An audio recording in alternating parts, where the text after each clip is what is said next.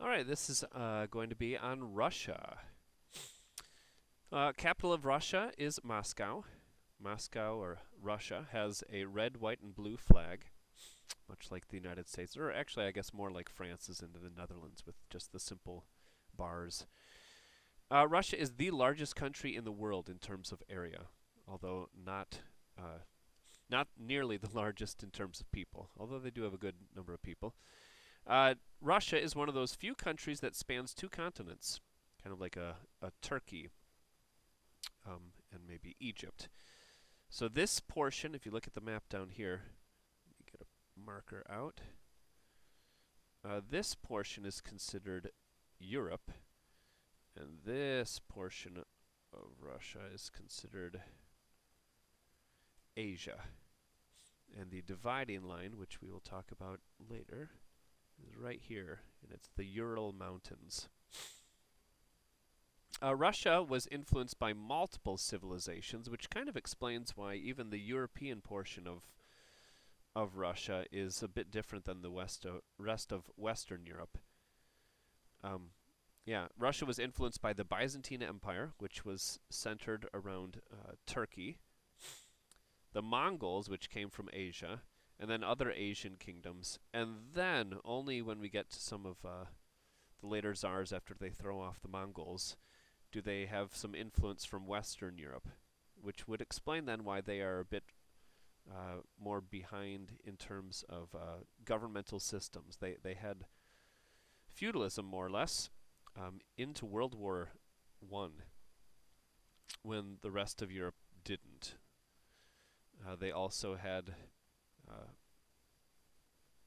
less limited monarchs, or their monarchs had more power for longer than the rest of Europe as they started getting more democratic reforms and parliaments and estates generals.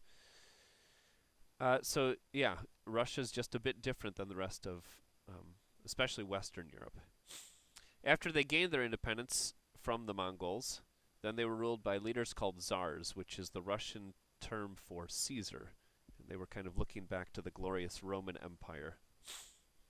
Russia was the center of the Soviet Union, and most people consider it the successor state, is the term that people use, kind of the dominant state that was calling the shots. And that would be a lot like Serbia, how they were considered the successor state of Yugoslavia. Remember, Yugoslavia, when they broke apart, were many different nations. They were Slovenia, Croatia, Bosnia-Herzegovina, Serbia, Montenegro, Kosovo. Macedonia. So lots of nations. It's the same kind of thing. The Soviet Union broke apart, and suddenly you had all these Stan countries here: Kazakhstan, Kyrgyzstan, Tajikistan, Turkmenistan, Uzbekistan. You had Georgia, Armenia, Azerbaijan. You had Ukraine, Moldova, Belarus, Estonia, Latvia, Lithuania. Lots of countries. It also explains why Russia has this weird little exclave called Kaliningrad. I will circle that one as well. This right here is Russia.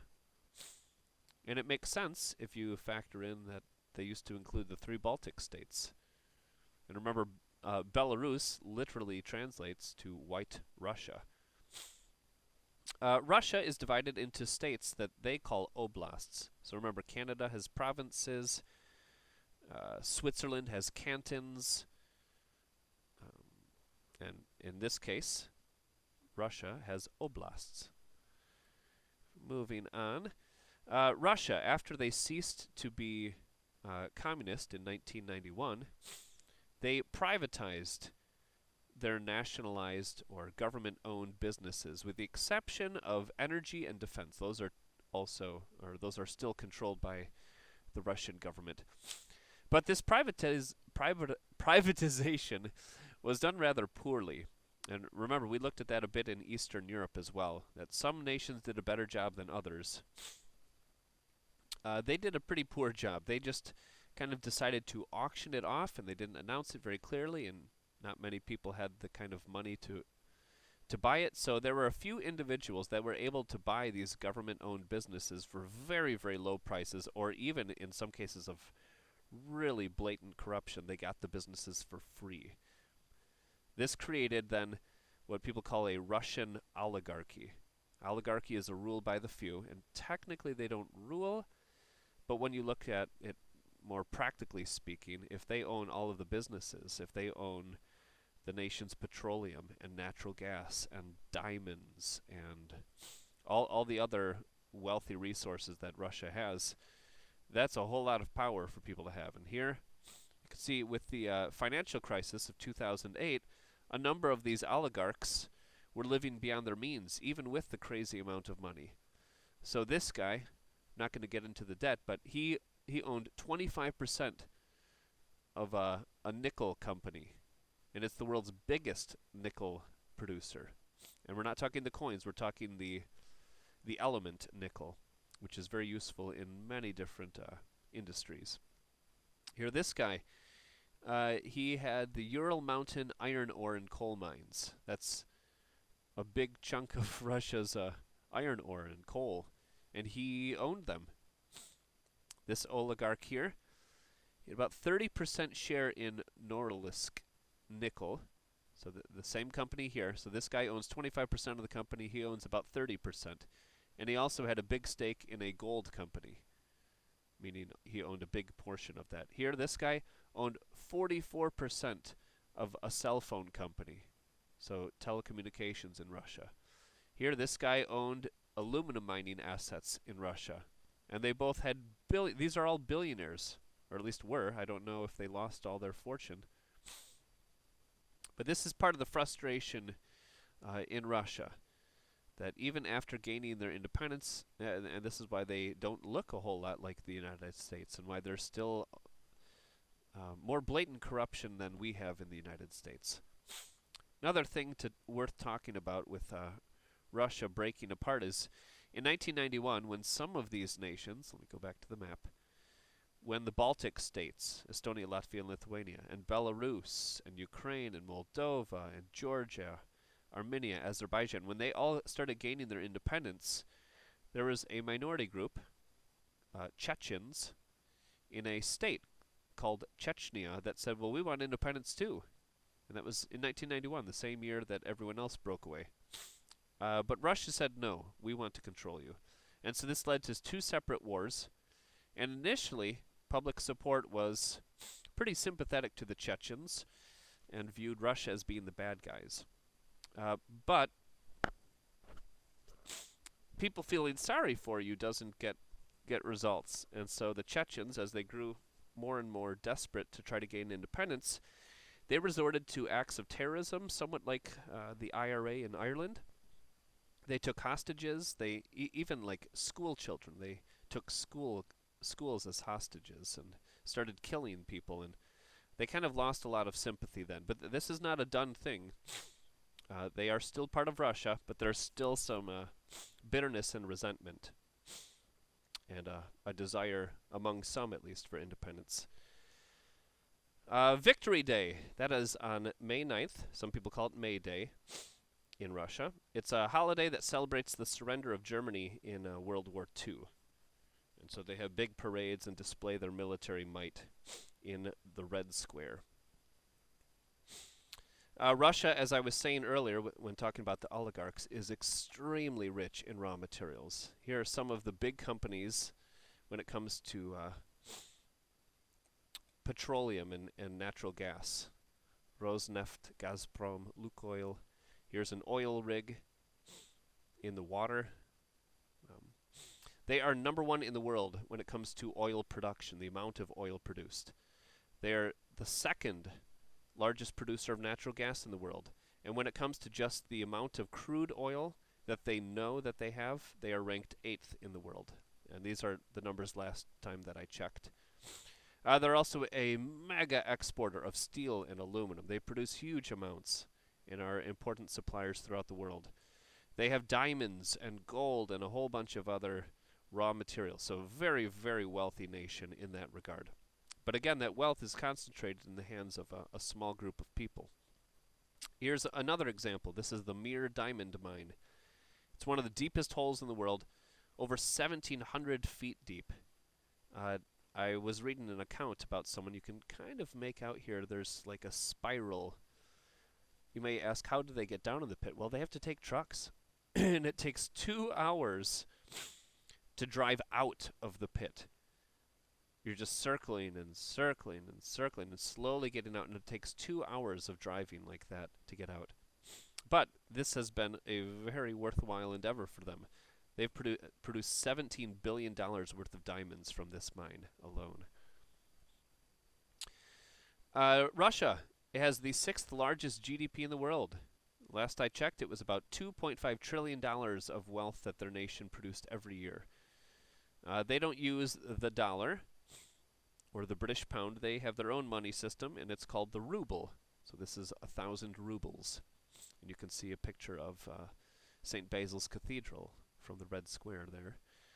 They have a different alphabet as well. This is what the letters look like, and they have 33 letters. And you could look online to watch a YouTube video of the pronunciation excuse me, of those letters. Another thing that makes them a bit unique, they require every single male who is able to serve in the military for 1 year. That means if they ever have to be mobilized, their entire male population already has the training necessary to serve, to defend their country. Russia also recognizes 2 countries that virtually no one else in the world recognizes. So this is a map of the nation of Georgia, which is sandwiched between the Caspian Sea and the Black Sea.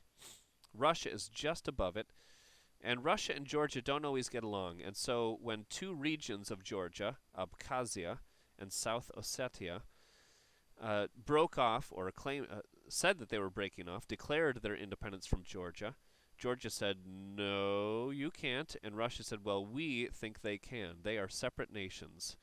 And so this led to a mini-war, which we'll talk about later when we get to Georgia. Another interesting thing, on February 15th, 2013, you can look at the videos. There's tons of them online.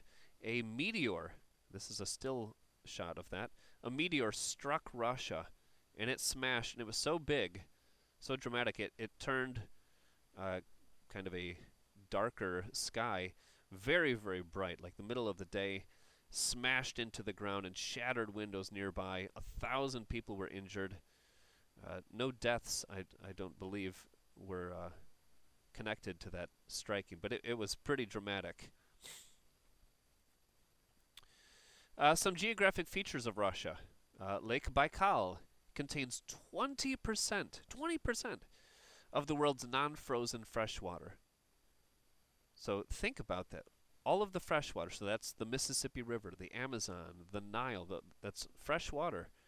Think of all the Great Lakes, Michigan, Superior, Huron, Erie, Ontario. All of the fresh water in the entire world that isn't frozen in like a glacier, 20% of it is just in this one tiny lake. And if you look at the map, let me go back to the map once. You can make it out right here. Lake Baikal. So how can such a tiny, Lake Superior is much larger. But the thing is, Lake Superior isn't nearly as deep. This lake is 1 mile deep, actually over 1 mile deep. It's the deepest lake in the entire world, and it's got its own bizarre creatures at the bottom of the lake. 1 mile deep, that's crazy. So that's why it has 20% of the world's non-frozen freshwater. The Volga River, which is the longest river in all of Europe, is located in Russia. And here's a bridge spanning the Volga River, and you can see it's very wide as well. Also, the whole eastern half, let me again go back to the map. If you look here in big letters, it says Siberia. Siberia is an important land filled with resources. It's also very, very harsh, as you can tell from this picture. Things are very cold. And there reaches a point where the northern part of Siberia doesn't even have trees. But it is very rich in resources. One interesting note as well, these are where the infamous gulags were that Joseph Stalin, who was one of the brutal dictators of the Soviet Union, this is where he sent his enemies. Gulag is just a Russian concentration camp. And here is a picture of people in cages being ready to be transported to one of his gulags there. And most of them didn't do anything wrong. They were just guilty of not liking or agreeing with Stalin. Moving on, some other geographic features. The Ural Mountains, again, considered the boundary between Europe and Asia. And again, that would be right here on the map. I underlined it in blue. So these Ural Mountains come down. So this is Europe, and this is Asia. And the Kamchatka Peninsula. If you've ever played Risk, that name might sound familiar. That's because it's one of the territories you can get. The Kamchatka Peninsula contains over 160 volcanoes, and 29 of them are active volcanoes. And again, that, on the map over here, here's the Kamchatka Peninsula. All right, some of the culture. Really neat place that would be worth going to if you're ever in Russia would be the Hermitage Museum. And the Hermitage Museum is this entire span, and actually a little bit more than that. It's made up of 6 palaces, 3 million pieces of art. Even as big as the museum is, there's not enough room to house it all, so a lot of it's stored in warehouses. It was founded by one of the female czars, Catherine the Great, and a lot of the famous paintings were stolen from Germany during World War II, and people didn't even know what happened to them. They had disappeared, and then in 1991, when the Soviet Union fell apart, they suddenly started pulling all these great paintings from storage. And there is some debate as to whether they should return them or not. They have so much art that they have entire rooms filled with paintings by Renoir, an entire room for Monet, an entire room for Van Gogh and Gauguin, Cézanne, Matisse. And then they don't have enough paintings to fill entire rooms, but they also have paintings by Picasso, Rembrandt, Titian, Rubens, Da Vinci. And here's one of the rooms that you can see. This is a pretty famous painting by Matisse. Yeah, kind of a big deal. And again, one of the buildings was a palace for the czars, and then they converted it to a museum, the Hermitage Museum. Let's look at some of these famous leaders. Well, you had Ivan the Terrible. He's one of the earlier czars. He earned this name, the Terrible, for being a just barbaric and cruel person. As a child, he thought it was fun to throw puppies off the Kremlin walls to see them die. Just a terrible person. He is responsible for commissioning the building of St. Basil's Cathedral. But even here, you have cruelty. He was worried the architects would go on to do other cool things, and so he decided to have their eyes gouged out so that they couldn't do any other great work to rival St. Basil's Cathedral. Peter the Great. He was given the title the Great for help modernizing, westernizing Russia. But he also was a terrible, horrible human being who did despicable things, which we'll talk about more in world history next year.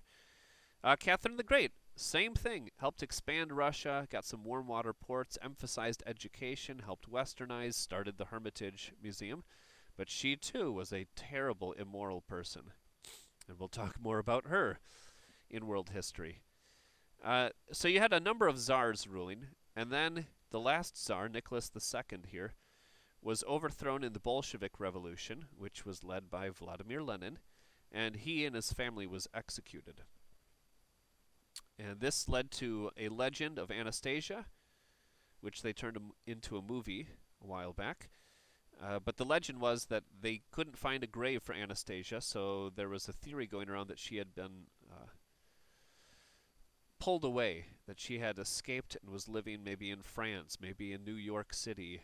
And there were a number of women who came forward and said, "I'm Anastasia." But eventually, maybe 10 years ago, they did discover her grave. So that's the end of that legend. The Bolshevik Revolution was led by Vladimir Lenin, and his followers were Bolsheviks, and he wanted to switch from a monarch system ruled by czars to a communist system, which requires a repressive government because you are taking people's stuff and redistributing it, and people don't like their stuff taken away. He eventually died, though, of a stroke. And Joseph Stalin, he was the most brutal leader. He came to power by killing off his rivals and consolidating power. And he had numbers range. One of the numbers I've heard is around 28 million Russians were killed under his rule. And that's Russians. He killed his own people. These aren't enemies. He killed his own people. Millions of people in these work camps. Oh, here's a movie poster for Anastasia. Looking at more recent leaders, well, in 1991, when communism ended and the Soviet Union broke apart into 15 countries, they democratically elected one of the leaders, Boris Yeltsin, to be president. And things worked a little different there. He did things that would normally get a person in trouble. He drank in excess publicly. And this was to show his youth and vigor and energy. People really admired that about him. Here he was dancing on a stage, and I believe he might have been drunk there too. But people liked that. That's what they were looking for. And so that worked in Russia. But old habits die hard. In 1993, he disagreed with the legislative branch that makes laws, and so he fired them all. And some people didn't want to leave, so he lit their building on fire, sent tanks into the capital, and ordered them to leave. And this is how he dealt with problems. If I don't agree with the government, I'm just going to fire them all. Well, he ran out of terms in 1999, and Vladimir Putin became the president of Russia. Many people in the West, that'd be Western Europe, Canada, the US, they've accused him of repressing any opposition. People will have rallies and they'll get arrested. People will protest, write newspaper articles, opposition candidates, and they all disappear, or they get silenced, or they get mugged, or poisoned. Many people have been poisoned, even in other countries, poisoned to death. Yeah, so this is not great. There's also some tension with Russia and Putin in particular, because he tends to disagree with the United States over nations that we classify as bad nations. Like he supported Muammar Gaddafi in Libya. He's supporting the opposition in Syria. He's helping Iran get nuclear weapons. And he doesn't always disagree with North Korea with their nuclear programs. Anything to kind of undermine the United States is how he is portrayed in the United States. He also, or not he personally, but Russia, under his rule, has blocked U.S. adoptions of children from Russia. And then, just a few days ago, in March of 2020, he was going to run out of terms. There's a 2-term limit in Russia, and he was going to be in violation of that in 2024 and wouldn't be able to run again. And so he just asked for his terms to be turned to 0, for everyone to pretend like he hasn't been president so that the term limits wouldn't apply to him. And Russia's constitutional court said, yep, that sounds okay. And they just decided that again in March, just a few days ago, last week. So he might be staying on as leader of Russia till 2036, if he's still alive then. Another reason why some people have issues with him is that he served for the KGB, which was the communist secret police, which they were guilty of doing some pretty horrible things. So, yeah. And let's look at the current government then. Here's Russians protesting his re-election when he did some underhanded things to win. Some people are saying he's the new czar. That it's not even really accurate to call him a president. He's acting like a czar, like the czars of old. But let's look at the government, at least on paper, what it looks like. Well, they meet at the Kremlin, which is an important building in the center of Moscow. They have an executive branch, a legislative branch, and a judicial branch. So 3 branches, just like the U.S.'s. Unlike the U.S., they have both a president and a prime minister. And it's the president who has the real power and chooses the prime minister, who serves some function. Then they have a Legislative branch with two houses, just like the U.S. Theirs is called the Federation Council, which is chosen by the oblasts, or by the states. That would be comparable to the Senate. And then they have a Duma, which is chosen by the people, and that would be like the House of Representatives. And finally, the judicial branch has a high court called the Constitutional Court, which, as I pointed out right here, decided that he could stay on as president if the people vote for that. Some other noteworthy Russians. Tchaikovsky, Peter Tchaikovsky. He composed the 1812 Overture and the Nutcracker Suite. And you might know the 1812 Overture because it's typically played at the 4th of July with the cannons booming. Leo Tolstoy, he's the author of War and Peace, a humongous novel that is kind of considered a classic and encompasses a whole variety of topics. And then there's Dostoevsky, who's the famous author of The Brothers Karamazov. They are also a leader in space exploration. They had the very first man in space, Yuri Gagarin. They had the first satellite in space, Sputnik. They had the first space station, Mir. So they had many firsts. They call their astronauts cosmonauts, like the cosmos, space. And yeah, they are a dominant player in space exploration. Some famous sites that would be worth knowing that you will see regularly. This is the Red Square, this big opening here. Here's part of the Kremlin. You can also see Lenin's tomb in this Red Square. Across, this statue right here. So again, this is the Red Square. That's the Kremlin, which you can see over here zoomed in. Here's a statue that you can see over here. So again, let me circle that. This statue is also right here. So at the other end of the Kremlin, across from the Kremlin, is St. Basil's Cathedral, which again was built by Ivan the Terrible, and his architects were blinded. All right, let me show you. Here is Mrs. Hurl, Caleb's mom. She went on a mission trip in Russia, and this is her standing in the Red Square in front of St. Basil's Cathedral. Oh, come on, go away. Whoopsies. That. All right, and here's kind of creepy. They preserved Lenin's body. This is his actual body, actual skin, actual facial hair, everything. They keep it in a glass coffin, and periodically they will give his body a bath in preservatives to make sure that he stays around a good long time. He died about 100 years ago now, so it's pretty remarkable. But you can go, if you visit Moscow, you can go and see his body in this glass coffin or sarcophagus.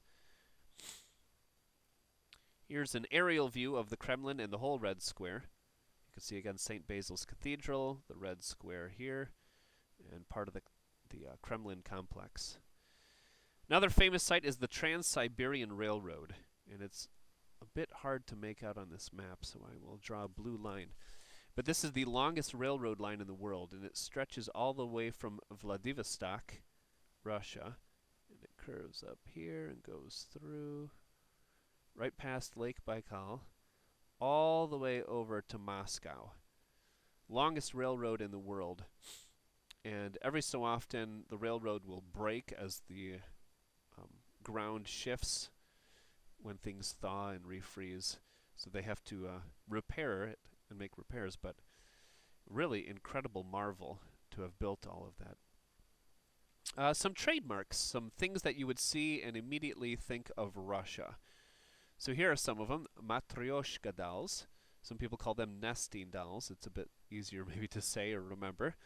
But these are the dolls, you've probably all seen them. This little one goes inside of this one, and this one then goes in that, in that, in that, and that, and that. So you see only one, and they open right in the middle. You lift off the top, and there's this one. And you lift off the top of that, and they all pop out. Fabergé eggs. These are very ornate jeweled eggs that were made specifically for the Tsars. Not all of them, but many of them. And they were made by a man named Fabergé. and they are incredibly intricate. Here on the next page, I have just a few of them, made of gold and pearls, silver, incredible. And these are tiny, like regular egg size.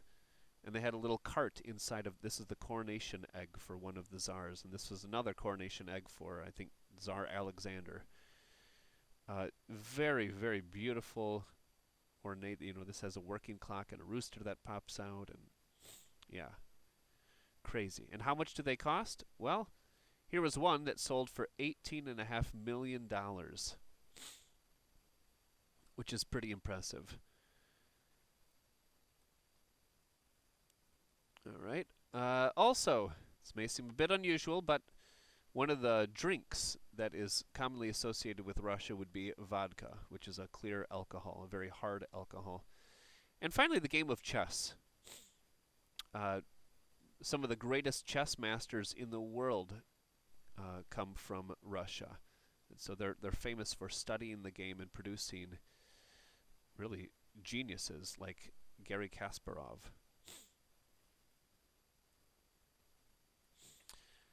Finally, if you go to Russia, things might be a little bit different. This is a pretty common toilet that you will find. These are squatting toilets where you just squat over the toilet. So you put your foot here and you put your foot here and you squat and you take care of everything. You don't flush toilet paper down the drain. You put it in a wastebasket. It's not pleasant, but you'll see these more commonly in Asia and also in Russia. Another thing, you may be wondering if I go back to the meteor shower, the meteor that struck, how in the world did so many people capture it? Or you might have seen YouTube videos recommended with really bizarre scenarios, and you think this must be staged, this must be fake, because how could someone possibly have been recording it? But the reason is there's so much corruption and scamming of Russian insurance companies that they basically require everyone to have a dashboard camera, or at least there's a financial incentive. Your rates decrease, and the likelihood of you getting your claim approved is going to dramatically increase if you have a dash cam. And so that's why you'll see so many videos that maybe seem incredible.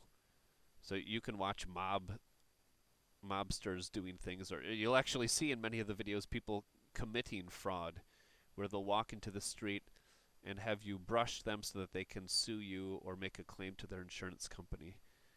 And yeah, crazy.